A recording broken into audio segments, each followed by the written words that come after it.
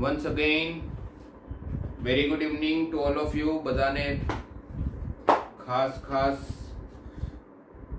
આભાર કે તમે લોકો બ્રિજ કોર્સમાં જોડાયેલા છો, રાઈટ. તમારામાંથી ઘણા બધા વિદ્યાર્થીઓ આપણે રવિવારે જે વેબિનાર હતો એમાં જોડાયેલા છે, તે લોકો મને ઓળખે છે, પણ જે લોકો કદાચ આજે પહેલી વાર જોડાયા છે તો પેલા મારું એક નાનું બ્રીફમાં ઇન્ટ્રોડક્શન આપી દઉં તમને કે મારું નામ સતીશ પટેલ છે, રાઈટ. હું બેઝિકલી છું મેથ્સનો ટીચર, મેથ્સની ફેકલ્ટી, પણ આજે ગ્રેવિટી સંસ્થા છે એ સંસ્થાનો ફાઉન્ડર અને ડિરેક્ટર હું જ છું.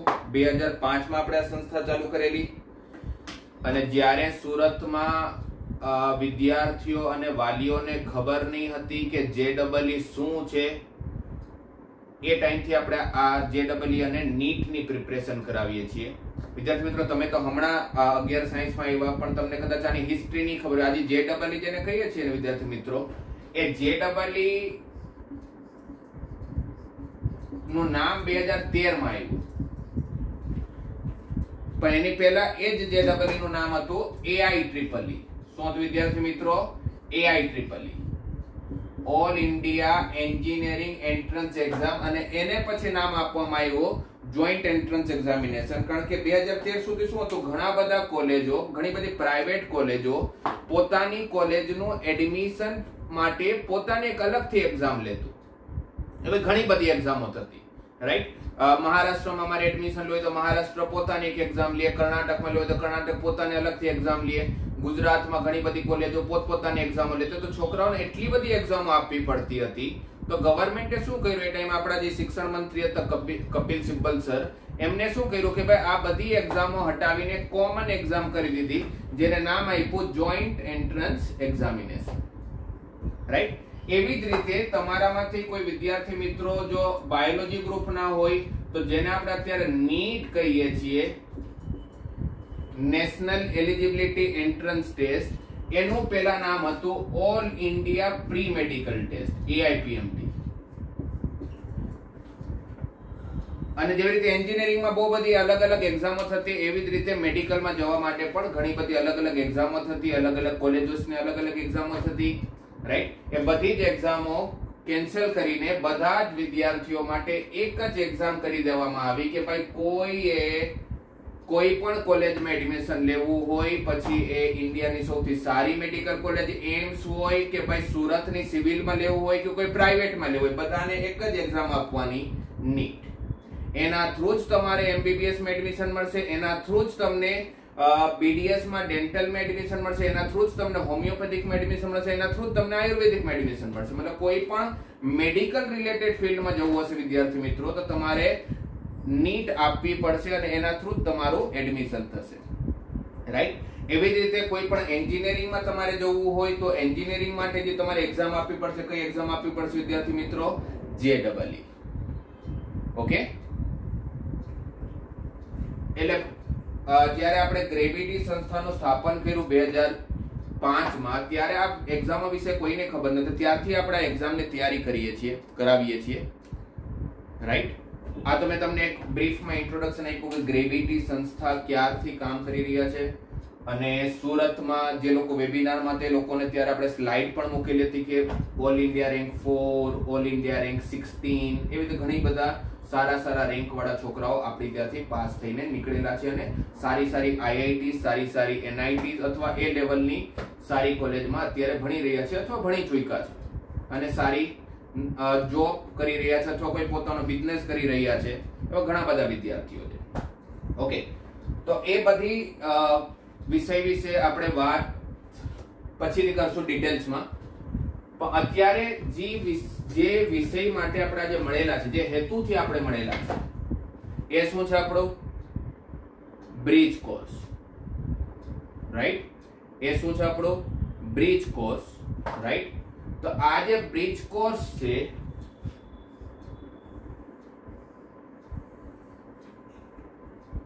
એ બ્રિજ કોર્સ શું છે?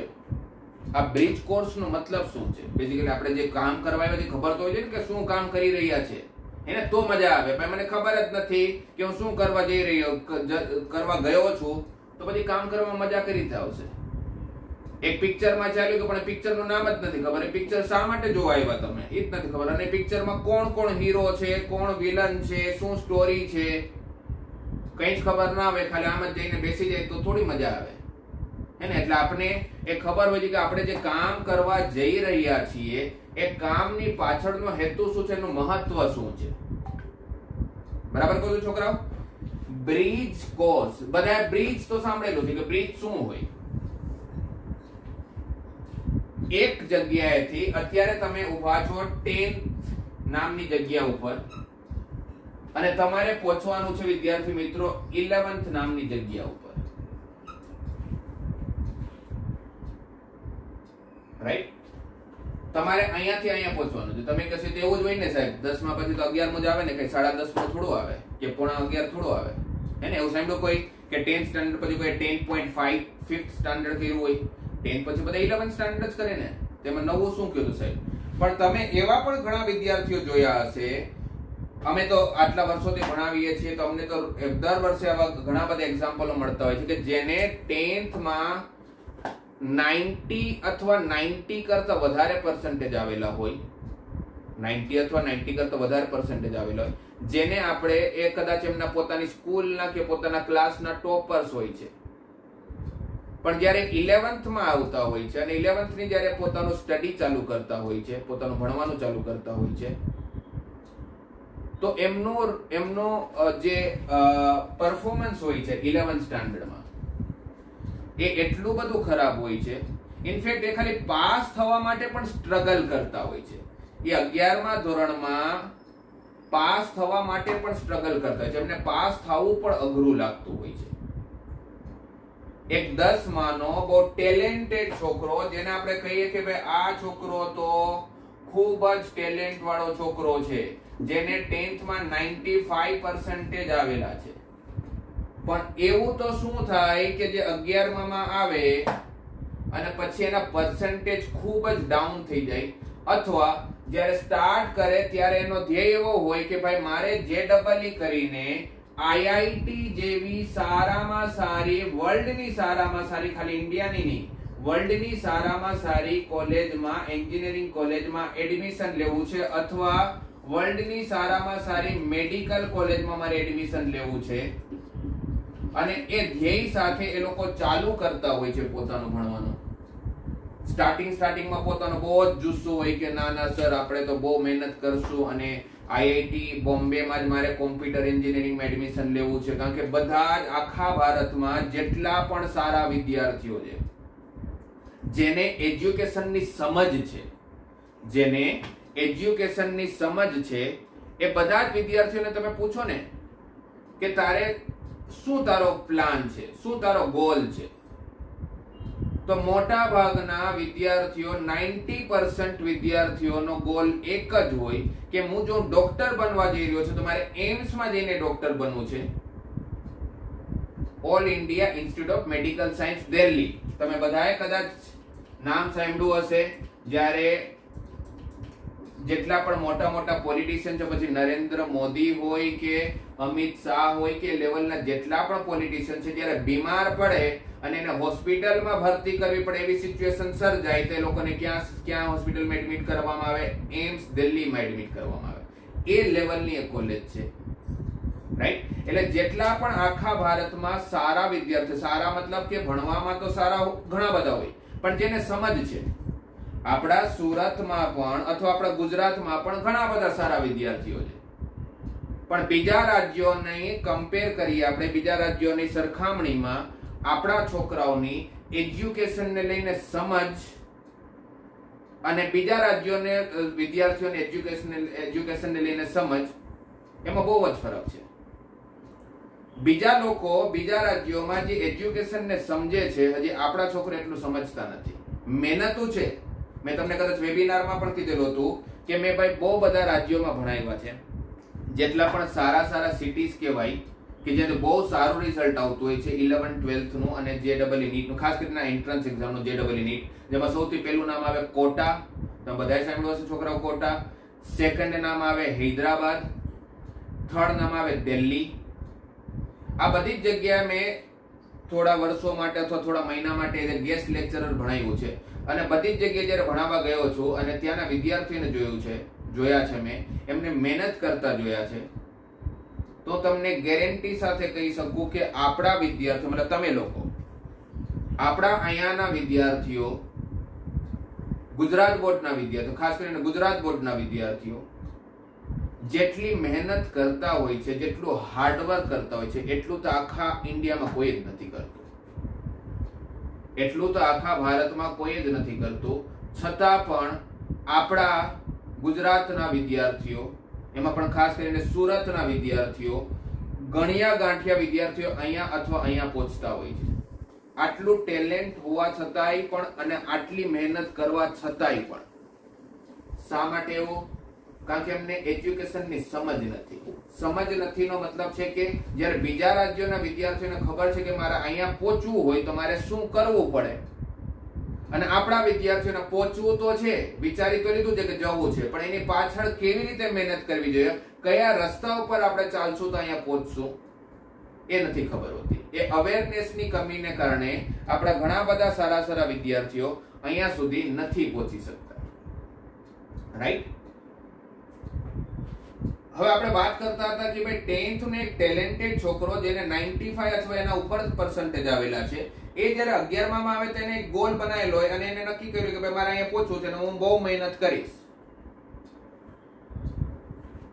પણ 2-3 મહિના થાય, 2-3 મહિના પણ બહુ વધારે કહું તો એકાદ મહિનામાં એ છોકરાનો ધીરજ જે હોય છે, જે એને અંદરથી પેશન્સ હોય છે, હે ને, એ ધીરે ધીરે ડાઉન થવાનું ચાલુ થઈ જાય.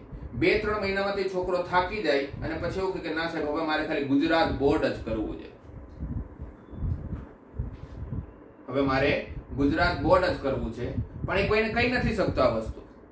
એને પોતે તો નક્કી કર્યું કે ભાઈ મારાથી આ વસ્તુ નથી થઈ શકતી, હું ખાલી ગુજરાત બોર્ડ કરીશ. પણ હવે એને પડોશીમાં પપ્પા મમ્મી ને મોટા ભાઈ બહેન ને બધાને કહી દીધું કે હું અત્યારે આ સ્કૂલમાં જાઉં છું અથવા કોચિંગમાં જાઉં છું જ્યાં મેં JEE અને નીટની પ્રિપરેશન કરવાનું છે અને મારો ગોલ છે IIT અથવા મારો ગોલ છે એમ્સ. અને 2 મહિના પછી એને એવું લાગવા માંડે કે ભાઈ આપણાથી નહીં થાય, તો કેવા કોને જાય? કારણ કે કેસે તો પછી ખીજાશે, એટલે શરમ આવે છે, કહેવાતું નથી, અંદરથી પીસાઈ જાય. નથી આ બાજુનો રહેતો કે નથી બોર્ડ સારી રીતે કરી શકતો. અને હું તમને ગેરંટી આપું, અહીંયા બેસેલા જેટલા પણ વિદ્યાર્થીઓ છે એ બધાને આજે નહીં, 1 મહિનો, કોઈને 15 દિવસ પછી, કોઈને 1 મહિનો પછી, કોઈને 1.5 મહિનો પછી, કોઈને 2 મહિના પછી એક ટાઈમ એવો આવશે જ કે જ્યારે તમને એવું લાગવા માંડશે કે મેં સાયન્સ લઈને ભૂલ કરી દીધી. આ હું મારા 16 વર્ષના એક્સપિરિયન્સથી તમને કહું છું. એક વિદ્યાર્થીને જેટલા પણ 11 સાયન્સ લેશે એક ટાઈમ એવો લાગશે જ, એવું એક ફ્રસ્ટ્રેશન આવશે જ કે ભાઈ મારાથી આ નથી થઈ શકતું, મારાથી આ નથી થઈ શકતું, આ મેં ભૂલ તો નથી કરી લીધી સાયન્સ લઈને. આવો એક પ્રશ્ન તમારા માઇન્ડમાં, તમારા મગજમાં આવશે ને આવશે જ. લખી લ્યો તમે જ્યાં લખવું હોય ત્યાં. એનું કારણ કહો, એવું શા માટે? કારણ કે તમે જ્યારે 10માંથી 11માં આવો છો ત્યારે ઘણી બધી મોટા ભાગની વસ્તુઓ તમે 10માં અને 9માં ભણી ગયા છો, પણ તમને એનું ફાઉન્ડેશન ક્લિયર નથી. 10માં તમે જ્યારે હતા તો ત્યારે તમારા શિક્ષકો એવું વિચારતા હતા કે ભાઈ આ વસ્તુ અત્યારે આ છોકરાને ભણાવવાની જરૂર નથી, એ તો 11માં આમ પણ IIT અથવા એમ્સ જેવી, JEE અથવા નીટ જેવી પ્રિપરેશન કરશો તો એને ત્યારે તો ભણવું જ પડશે. રાઈટ? એટલે તમને ભણાવે નહીં, અથવા એને ખબર જ નહીં કે આ બધું ફાઉન્ડેશન ભણાવવું જોઈએ આ લોકોને. રાઈટ? અને અમારા જેવા શિક્ષકો જે 11-12 માં ભણાવતા હોય છે એ શું વિચારતા કે આટલું તો આ છોકરાને આવડવું જ જોઈએ. ભાઈ દ્વિઘાત સમીકરણ છે, ત્રિકોણમિતિ છે કે અસમતા છે, એ બધું સુરેખ અસમતા છે કે યામ ભૂમિતિ, જે તો છોકરાને આવડવું જ જોઈએ આટલી વસ્તુઓ. તો અમે શું કરીએ? અમે બેઝિક વસ્તુ ના ભણાવીએ, અમે ડાયરેક્ટલી ચાલુ જ ઉપરથી કરીએ. હવે છોકરો શું છે, છોકરાને તો આવડતો, છોકરો તો અહીંયા છે, અમે ચાલુ અહીંયાથી કરીએ છીએ. કારણ કે અમારી શું એક્સપેક્ટેશન હોય? શું અપેક્ષા હોય કે ભાઈ જે છોકરો આઈઆઈટી અથવા એમ્સ ની પ્રિપેરેશન જેડબલ અથવા નીટ ની પ્રિપેરેશન કરતો હોય એને આટલી વસ્તુ તો આવડવી જ જોઈએ. જે બેઝિક વસ્તુઓ છે એ તો એને ખબર હોવી જ જોઈએ, તો જ તૈયારી કરવા હોય, નહીં તો થોડી તૈયારી કરવા હોય. આવું બીજા રાજ્યોમાં પ્રોબ્લેમ એટલા માટે નથી થતો કે બીજા રાજ્યોમાં જે મેં તમને કીધું કે છોકરો જે બહુ સમજદાર છોકરો હોય, બહુ હોશિયાર છોકરો હોય, એ જ્યારે 9માં કે 10માં હોય ને છોકરા, ત્યારથી ફાઉન્ડેશન આઈઆઈટી ના નામે એને પોતાનું ભણવાનું ચાલુ કરી દીધું. આઈઆઈટી નું એ જ્યારે 10માં આવતો હોય છે ત્યારે ઓલિમ્પિયાડ્સ, એનટીએસસી આવી લેવલની બધી જ એક્ઝામ એને આપેલી હોય, એની તૈયારી કરેલી હોય, એટલે એનું ફાઉન્ડેશન બહુ જ સ્ટ્રોંગ હોય, એટલે એને પ્રોબ્લેમ નથી આવતો. તમારા જેવા વિદ્યાર્થીઓને પ્રોબ્લેમ શા માટે આવતો હોય છે? કારણ કે મેં તમને જેમ કીધું કે તમારું ફાઉન્ડેશન બહુ વીક છે. 10માં તમને ફાઉન્ડેશન કર્યું નથી, બેઝિક વસ્તુઓ આપને ખબર નથી, અને એ ચાલુ જ કઈ રીતે થાય કે અમને ખબર નથી કે તમને અમને શું કે તમને આટલું આવડે છે, અમે ચાલુ ક્યાંથી કરી? અહીંયાથી ચાલુ કરી. તમે ક્યાં છો? અહીંયા છો. તો આ ગેપ કઈ રીતે ભરવો? આ ગેપ કઈ રીતે ભરવો? એ ગેપ ભરવા માટે આ બ્રિજ કોર્સની જરૂર પડશે. તમને બ્રિજ કોર્સમાં કઈ નથી કરવાનું. અત્યારે તમે અહીંયા છો, તમારે અહીંયા પહોંચવાનું છે, એટલે તમને ત્યાં પહોંચાડવા માટે આ એક બ્રિજ છે, જેના ઉપરથી તમે અહીંયા જશો તો તમને બહુ જ સરળતા પડશે. જો ડાયરેક્ટલી તમે ચાલ્યા જશો અહીંયાથી અહીંયા, તમે તમને જેમ કીધું એમ કે આજે નહીં તો કાલે, કાલે નહીં તો 15 દિવસ પછી, 15 દિવસ પછી નહીં તો 20 દિવસ પછી તમને એવું લાગશે કે ભાઈ મેં ભૂલ કરી દીધી, આ મારાથી સાયન્સ નહોતું લેવાની જરૂર, અથવા મારાથી નથી થતું. એને કદાચ બીજા વિદ્યાર્થીઓ જે કદાચ ફાઉન્ડેશન વ્યવસ્થિત કરીને આવ્યા છે એનાથી થાય છે, પણ મારાથી આ ક્વેશ્ચનો નથી બનતા. જ્યારે તમે 10માં હો છો અને 10માં તમને કોઈ શિક્ષક તમને કોઈ અસાઇનમેન્ટ આપે કરવા માટે કે 20 સવાલનો એક અસાઇનમેન્ટ આપ્યું ગણિતમાં, તો કેવું થતું હશે કે તમે અહીંયા જેટલા પણ બેસેલા છે, આઈ હોપ કે બધા સારા છોકરાઓ છો, તો જ તમે અહીંયા છો. જેને પોતાના ભવિષ્યની ચિંતા છે એ વિદ્યાર્થીઓ આજે અહીંયા છે. જેને કોઈને કઈ ચિંતા નથી એ તો આમ પણ અહીંયા નથી. રાઈટ? એટલે તમે બધા બહુ સારા વિદ્યાર્થીઓ છો. તો તમે જ્યારે 10માં તમને કોઈ કોચિંગમાં અથવા સ્કૂલમાં, તમે જ્યાં પણ હતા, જે પણ સ્કૂલમાં તમે ભણતા હતા, ત્યાં તમને કોઈ શિક્ષક તમને કોઈ અસાઇનમેન્ટ આપે કે આ 20 દાખલાનો એક અસાઇનમેન્ટ છે, અથવા કોઈ સ્વાધ્યાયના 20 દાખલા છે. સપોઝ આપણે ત્રિકોણમિતિની વાત કરીએ તો ત્રિકોણમિતિમાં એક સ્વાધ્યાયમાં 20 દાખલા છે, તમને કરવા આપ્યું સર કે આ કરો, તો તમારાથી કદાચ 20 માંથી 18 કે 19 થઈ જતા હતા. એક અથવા બે ડાઉટ આવતા હતા, જે તમે શિક્ષકને પૂછી લેતા હતા, તમને કરાવી દેતા હતા. બરાબર કહો છો વિદ્યાર્થી મિત્રો? હેને? કે તમે 20 સવાલનો કોઈ સ્વાધ્યાય હોય તેમાંથી તમારાથી 17 કે 18 બની જતા અને એક અને બે ડાઉટ આવતા. હવે જ્યારે પહેલી વાર તમે 11માં જ્યારે તમને ત્રિકોણમિતિનો ટ્રિગ્નોમેટ્રીનો મેં અસાઇનમેન્ટ આપ્યું, તો એ જ્યારે ત્રિકોણમિતિનું અસાઇનમેન્ટ તમે કરશો, એ ત્રિકોણમિતિનું જ્યારે તમે અસાઇનમેન્ટ કરશો અને એમાં જો 20 ક્વેશ્ચનો હશે, તો તમારાથી એક અને બે જ થશે અને 18 ડાઉટ આવશે. તો શું થાય આપણને કે આજ સુધીમાં તો આપણા માટે તો આ બહુ મોટી હાર થઈ ગઈ કે ચાલો 20 માંથી ખાલી બે જ સવાલો બન્યા, 18 ના બન્યા. તો શું થશે? ફ્રસ્ટ્રેશન આવશે આપણને, હે ને? કે અત્યાર સુધી તો આવું કશું આપણી સાથે થતું જ નહીં હતું, હવે આપણી સાથે આવું થઈ રહ્યું છે. હવે આપણી સાથે આવું થઈ રહ્યું છે કે ભાઈ મારાથી મોટા ભાગના સવાલો તો બનતા જ નથી. તો શું થાય ભાઈ? છોકરો પોતાની હિંમત હારવાનું ચાલુ કરી દે, હે ને? પોતાની હિંમત ઓબી છે કે છોકરાની હિંમત ક્યાંક ને ક્યાંક તૂટી જાય. બસ તમારે એટલું જ કરવાનું છે કે જો આ હિંમત ના તોડવી હોય, તમને આ ફ્રસ્ટ્રેશન ના લાવવું હોય, તો તમારે આ બ્રિજ કોર્સ જે છે, આ બ્રિજ જે છે એ તમારે પાર કરવો જ પડશે. તમારી બેઝિક એવી વસ્તુઓ કે જે તમે 10માં ભણી ગયા છો અને 11-12માં એનો ઉપયોગ આવવાનો છે, એ ઘણી બધી વસ્તુ હોય. જેમ કે આજે જ્યારે આપણે ભણવાનું ચાલુ કરશું થોડી વારમાં, તો આપણે સૌથી પહેલા આજે ત્રિકોણમિતિથી ચાલુ કરીએ. કે ત્રિકોણમિતિ એક એવું પ્રકરણ છે કે જે તમે 9માં 10માં તો થોડું ઘણું ટચ કર્યું જ હોય, પણ એનું ફાઉન્ડેશન જે છે, એનું નીવ જેને કહીએ આપણે, એ નીવ જે છે, જે ફાઉન્ડેશન છે, એ ઘણું જ અલગ હોય છે તમે જે ભણ્યા એના કરતા. અને એનો ઉપયોગ 11-12માં પછી મેથ્સ હોય કે ફિઝિક્સ હોય કે કેમેસ્ટ્રી, બધી જ જગ્યાએ તમને જરૂર પડવાની છે. પછી એક લોગેરિધમ કરીને ચેપ્ટર છે, જે કદાચ 10મા માં તમે બેસિક વસ્તુ ભણ્યા હશો, એની ડિટેલ્સ તમને નથી ખબર, એનો ઉપયોગો તમને નથી ખબર, દ્વિઘાત સમીકરણ તેનો ઉપયોગો તમને નથી ખબર. એટલે મેથ્સ ની એવી બધી બેઝિક વસ્તુઓ કે જે તમને મેથ્સમાં, ફિઝિક્સમાં ને કેમેસ્ટ્રીમાં ઉપયોગ થવાનો છે, એના માટે આપણે બ્રિજ કોર્સ કરવું બહુ જરૂરી છે કે જેથી તમારું ફાઉન્ડેશન સારું થઈ જશે. એકવાર તમારું ફાઉન્ડેશન સારું થઈ જશે વિદ્યાર્થી મિત્રો, તો આગળની બિલ્ડિંગ બનાવવામાં, મતલબ 11-12 ની જે બિલ્ડિંગ બનાવશો તમે, એમાં તમને ટાઈમ પણ નહીં લાગે અને વધારે સમય માટે ઊભી રહેશે. જો તમારું ફાઉન્ડેશન સારું નહીં હોય તો તમારી બિલ્ડિંગ એક નાનું વાવાઝોડું પણ આવશે તો પડી જશે.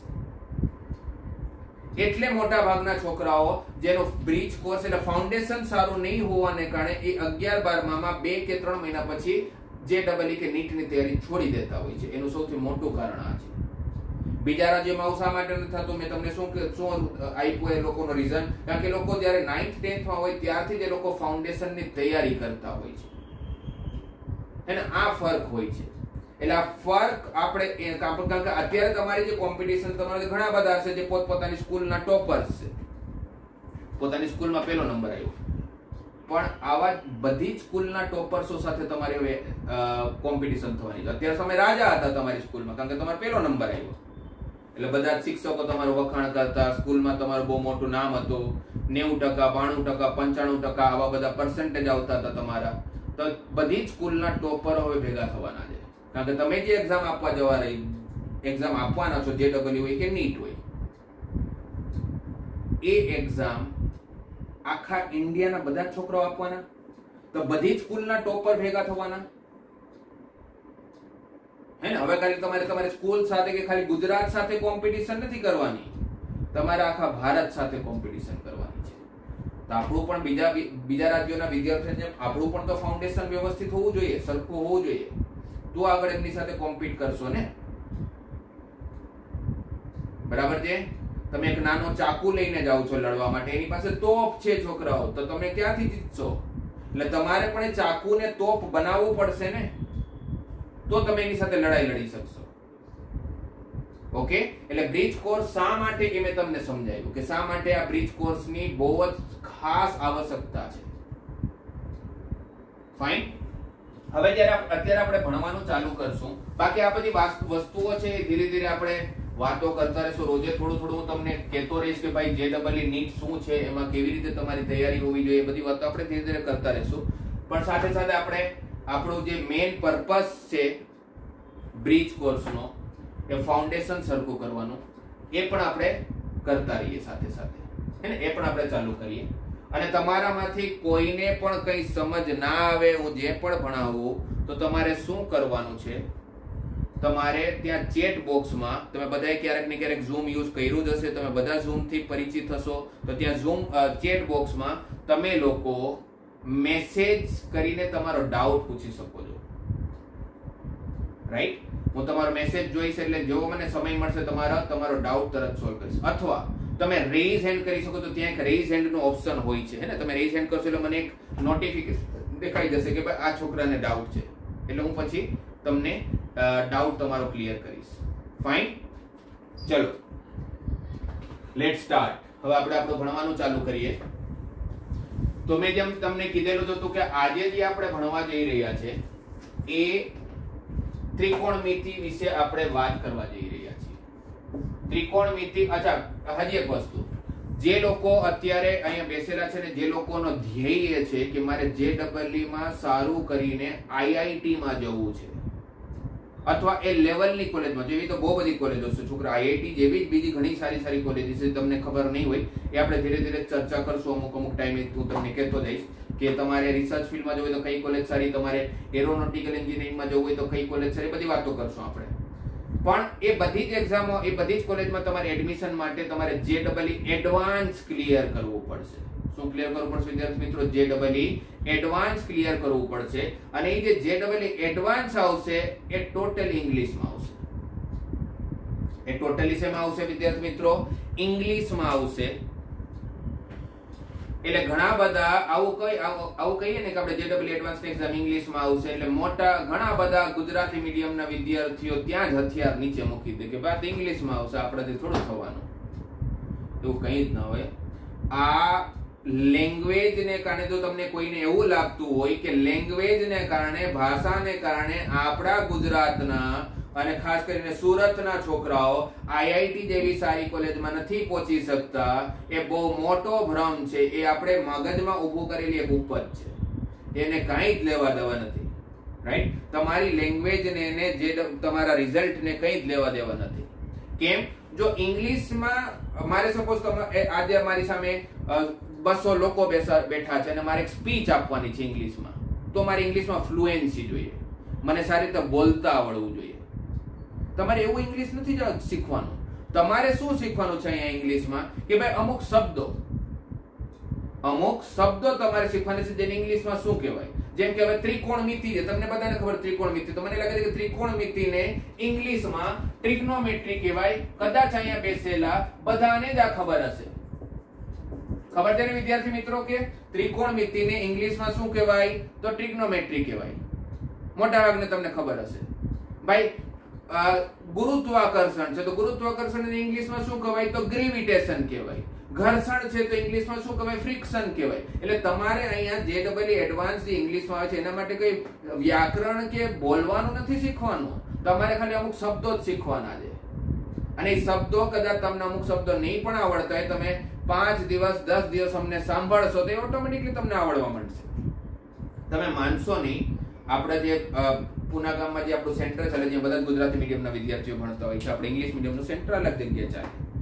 તો આ લોકોને જ્યારે ગુજરાતી મીડિયમમાં આપણે ભણાવતા હોય છે ને 10-15 દિવસ એ લોકોને થોડી બધાને ઉભી છે કે તમે ક્યારે આજ સુધી ઇંગ્લિશમાં વાતો જ નથી કરી, ક્યારે કઈ ભણ્યા જ નથી, તો થોડીક તો તકલીફ પડવાની જ છે.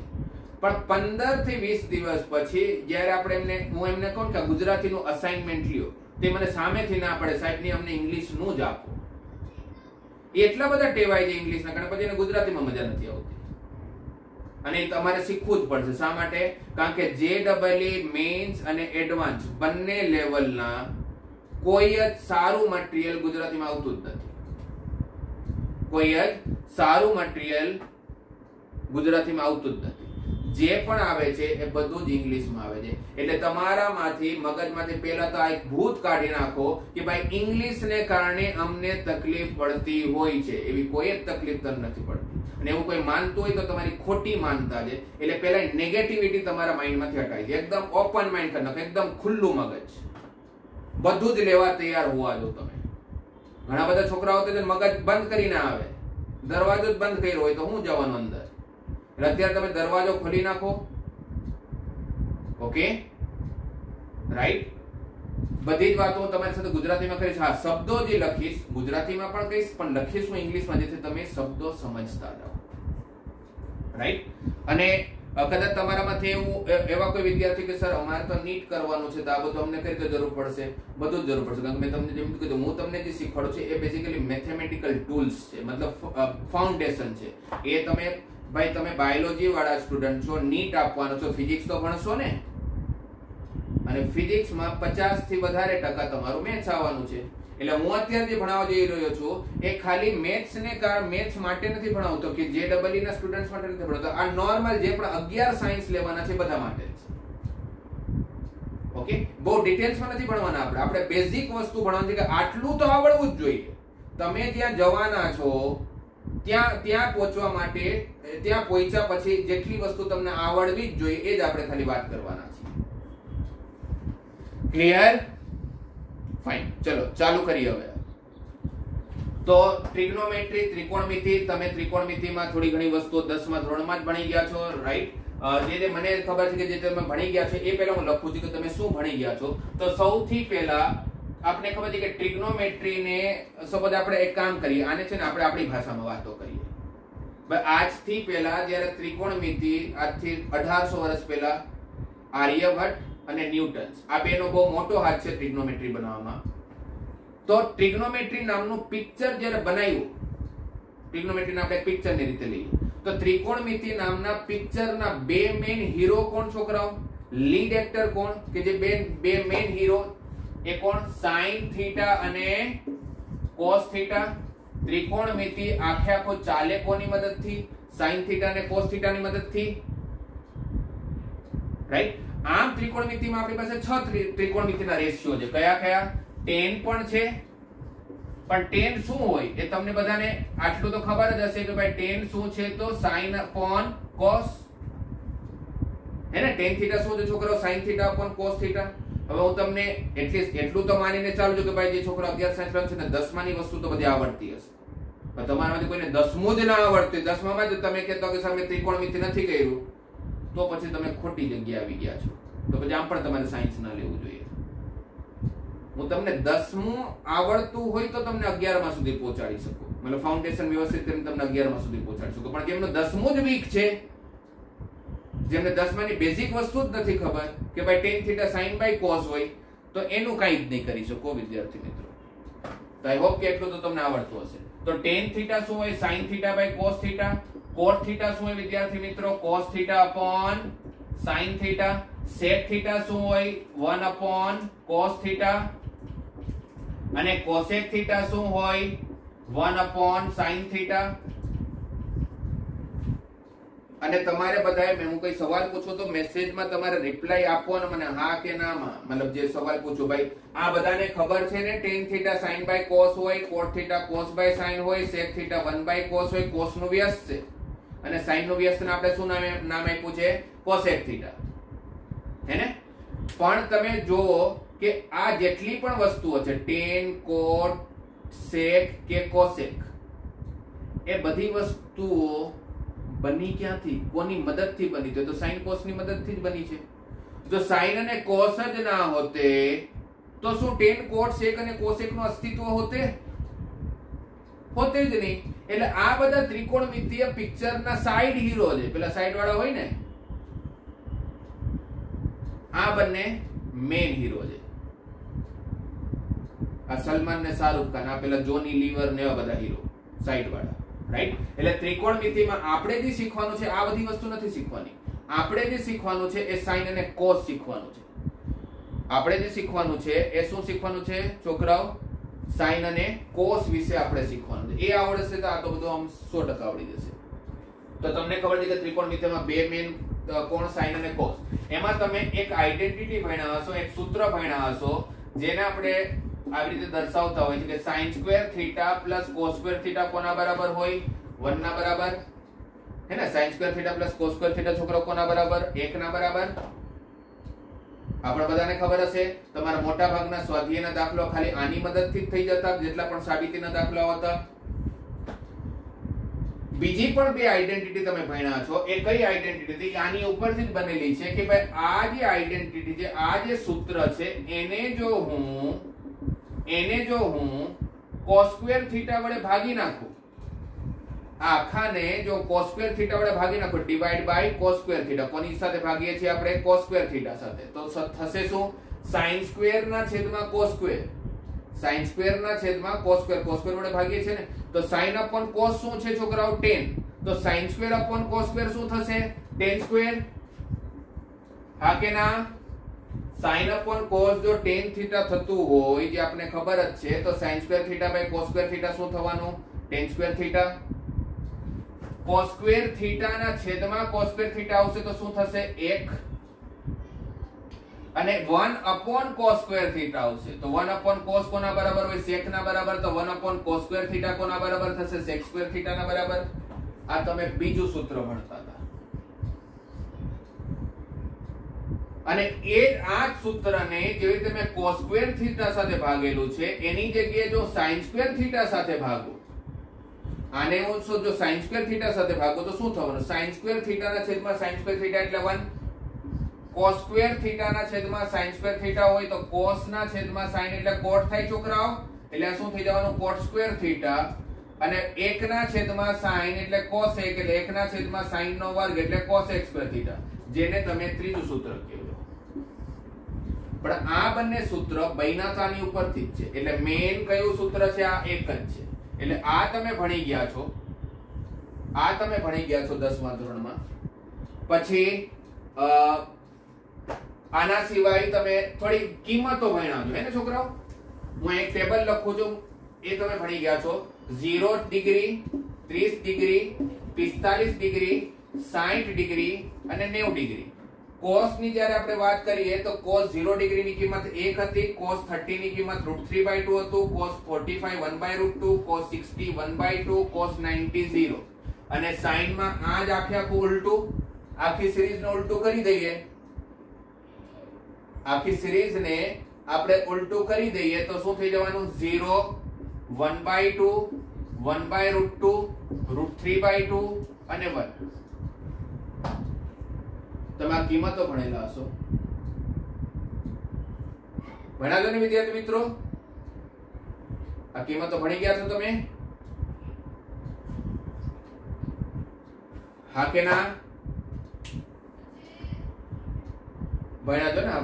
એ જ હતું કે ભણેલા છો તમે. તો આ કિંમત તો તમે ભણ્યા, પણ હું તમને એવું પૂછું કે મને જવાબ આપો. સારું, તમે ભણી ગયા, તમે ઘણા બધા દાખલાઓ કર્યા 10મા માં, પણ તમને શું ખબર છે કે sin square theta plus cos square theta 1 જ કેમ થાય?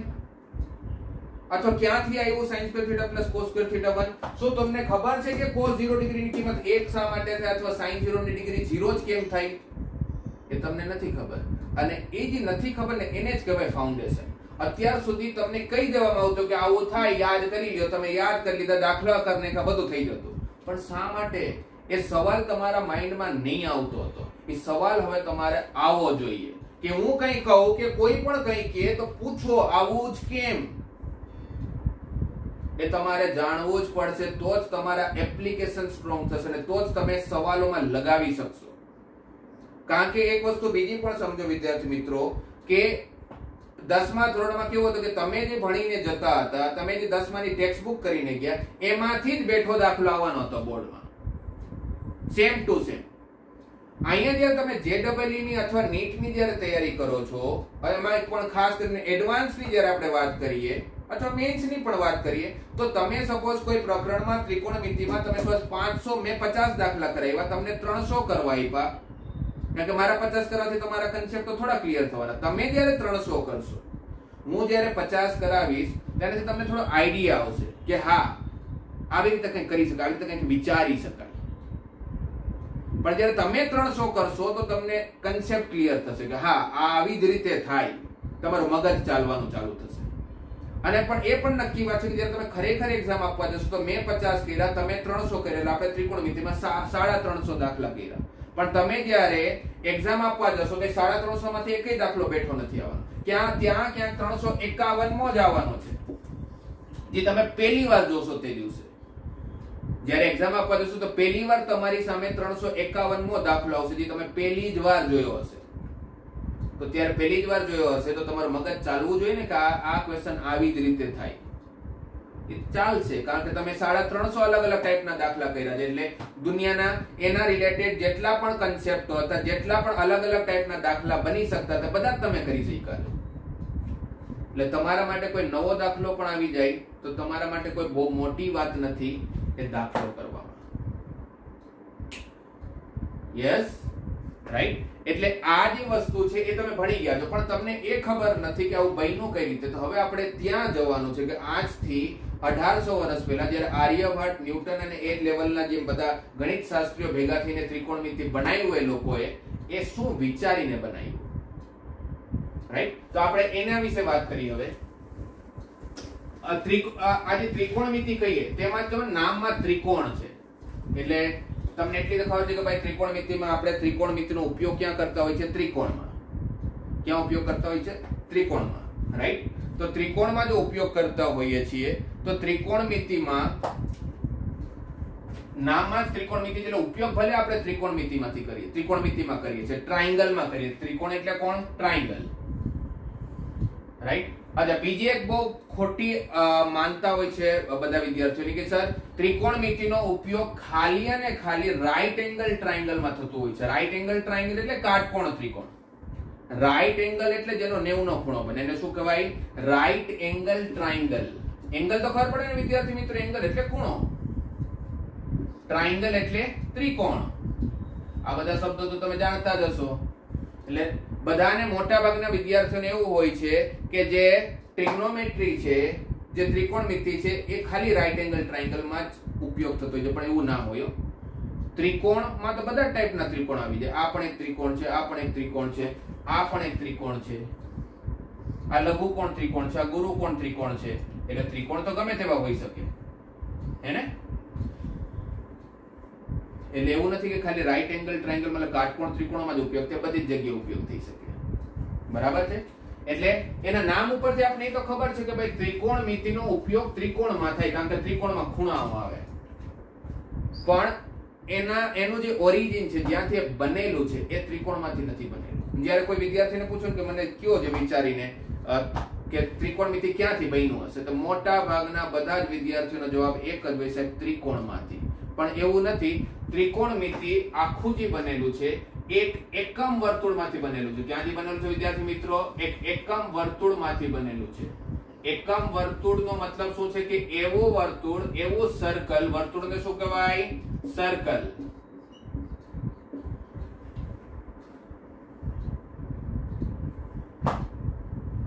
વર્તુળને તમને બધાને ખબર છે સર્કલ કહેવાય. એટલે આ વર્તુળ, એકમ વર્તુળનો મતલબ છે, એકમ વર્તુળનો મતલબ છે યુનિટ સર્કલ. એકમ એટલે એક ને, યુનિટ એટલે પણ એક. એકમ વર્તુળ એટલે એવો વર્તુળ કે જેની ત્રિજ્યા 1 હોય. ધ્રુવ, તને કોઈ ડાઉટ હોય તો બેટા એક મેસેજ કરીને મૂકી દે ને, મને જેવું ડાઉટ ટાઈમ મળશે નો તરત ડાઉટ કરાવો. યુનિટ સર્કલ એટલે શું છે વિદ્યાર્થી મિત્રો? કે જેની ત્રિજ્યા 1 હશે. આ તમારો એક વર્તુળ લેવામાં આવ્યું. એ મેથેમેટિશિયન બધા ગણિત શાસ્ત્રીએ શું કીધું? એક વર્તુળ લીધું. કેવો વર્તુળ લીધો? Unit circle. એટલે જેની ત્રિજ્યા, જેનો ત્રિજ્યાને શું કહેવાય ઇંગ્લિશમાં? રેડિયસ. ત્રિજ્યાને શું કહેવાય ઇંગ્લિશમાં? રેડિયસ. આ બધું તમારે જે શબ્દ તમને કદાચ નથી ખબર, મારા હિસાબે મોટા ભાગના શબ્દો ખબર જ છે. બધા તો એવા શબ્દો કે આપણે રોજ વારંવાર ઉપયોગ કરતા જ, ભલે ગુજરાતી મીડિયમમાં ભણી છતાં પણ એવું બને કે કોઈ શબ્દ નથી ખબર તો તમે લખી નાખો તમારી નોટબુકમાં કે ભાઈ મને ખબર નથી સાહેબ કે ત્રિજ્યાને રેડિયસ કહેવાય, તો લખો કે ત્રિજ્યા એટલે રેડિયસ. એટલે યુનિટ સર્કલ એટલે એવું વર્તુળ કે જેની ત્રિજ્યા કેટલી હતી? 1 હતી. આ જે તમને દેખાય છે એ તમારું કેન્દ્ર બનશે. આ કોણ? આ x એક્સિસ. આ કોણ? આ y એક્સિસ. એટલે એક વર્તુળ લેવામાં આવ્યું જેને xy પ્લેન ઉપર, મતલબ આ ગ્રાફ, અને જેને તમે ગ્રાફ પેપર કહો, એ ગ્રાફ પેપર ઉપર એક વર્તુળ ડ્રો કરવામાં આવ્યું. હવે તમને દેખાતો છે કે આ જે વર્તુળ છે એ વર્તુળ x અને y એક્સિસ ને 4 અલગ અલગ બિંદુઓ ઉપર છેદે છે. દેખાય છે? એક A બિંદુ ઉપર છેદે છે, એક B બિંદુ ઉપર છેદે છે, એક C બિંદુ ઉપર છેદે છે અને એક D બિંદુ ઉપર છેદે છે. હવેનો સવાલ હું તમને પૂછું છું, કારણ કે એ તો ખબર પડે મને કે તમારો જેને હું ભણાવી રહ્યો છું એ લોકો ખરેખર આને લાયક પણ છે. હસો જ તમે બધા, છતાં મારે એકવાર ચકાસવું છે. મને કહો, તમે બધા મોટા ભાગના વિદ્યાર્થીઓ જવાબ આપવાનો છે. મેં ચેટ મેસેજમાં મને જવાબ આપજો. આ જે વર્તુળ છે એને x અને y પર તમને 4 બિંદુ પર છેદતા દેખાતા છે ને, A B C D પર. આની ત્રિજ્યા કેટલી છે? 1. આ કેમ? એક ટકા એકમ વર્તુળ છે. એકમ વર્તુળ એટલે જેની ત્રિજ્યા 1 હોય, રેડિયસ 1 હોય. એટલે આ અહીંયાથી લઈને અહીંયાનું અંતર 1, અહીંયાથી લઈને અહીંયાનું અંતર 1, આને ત્રિજ્યા કહેવાય ને. અહીંયાથી અહીંયાનું અંતર 1 અને અહીંયાથી અહીંયાનું અંતર 1. તો મને કોણ કહેશે તમારામાંથી કે આ જે A B C અને D છે એના બિંદુઓના યામ શું હશે? x નો યામ કેટલો અને y નો યામ કેટલો? જલ્દીથી વિદ્યાર્થીઓ સવાલ સમજ્યા ને?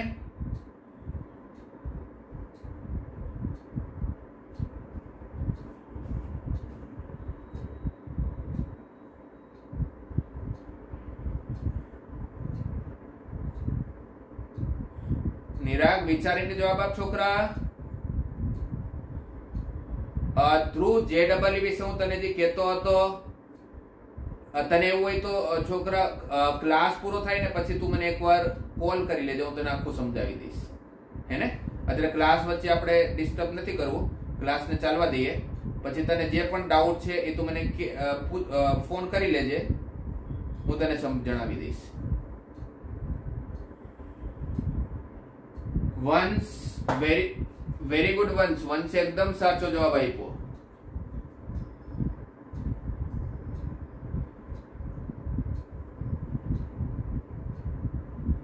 ધ્રુવ, છેલ્લે હું તને મારો નંબર પણ આપી દઉં.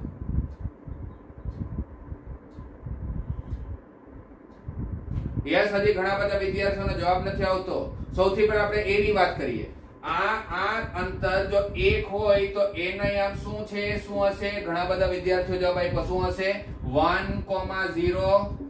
શા માટે? કારણ કે x એક્સિસ ઉપર આવેલા બધા જ બિંદુઓનો y નો યામ 0 હોય. b બિંદુની વાત કરીએ તો b બિંદુ ઉપર તમારો યામ શું હશે? 0,1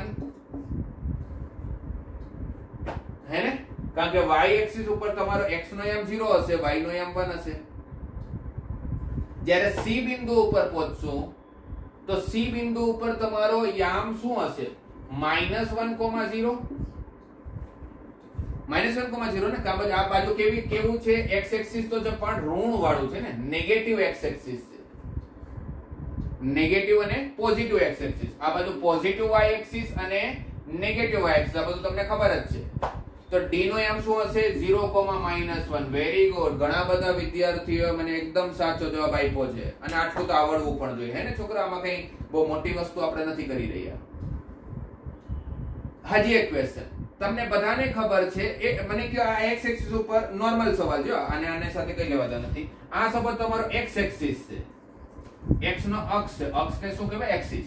તો આ x એક્સિસ ઉપર કેટલા બિંદુ હશે? તો અનંત બિંદુ હશે. અહીંયા એક બિંદુ a નામનો બિંદુ છે, અહીંયા b નામનો બિંદુ છે, અહીંયા c નામનો બિંદુ છે, અહીંયા d નામનો બિંદુ છે, અહીંયા e નામનો બિંદુ છે.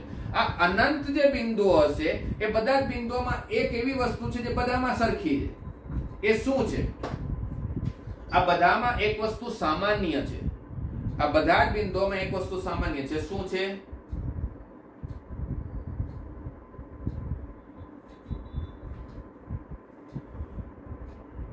નહીં છોકરા, x એક્સિસ ઉપર તો છે જ, પણ એ બધામાં એક વસ્તુ સામાન્ય છે. શું છે? નહીં બધા કોઈ કીધું ડિસ્ટન્સ. છોકરા ચલો e ડિસ્ટન્સ, e અહીંયા છે તો ડિસ્ટન્સ સરખું નથી, એવું નથી પૂછવા માંગતો. બધામાં એ ધન હોય એ પણ જરૂરી નથી ને. યસ, અંકિત ભાટીએ એકદમ સાચો જવાબ આપ્યો. બાકી બધાને પણ ખબર છે, પણ કદાચ જવાબ નથી આપી શકતા, અથવા હું શું પૂછું છું કદાચ સમજી નથી શકતા. x એક્સિસ ઉપર જેટલા પણ બિંદુ હશે બધાનો y નો યામ 0 છે.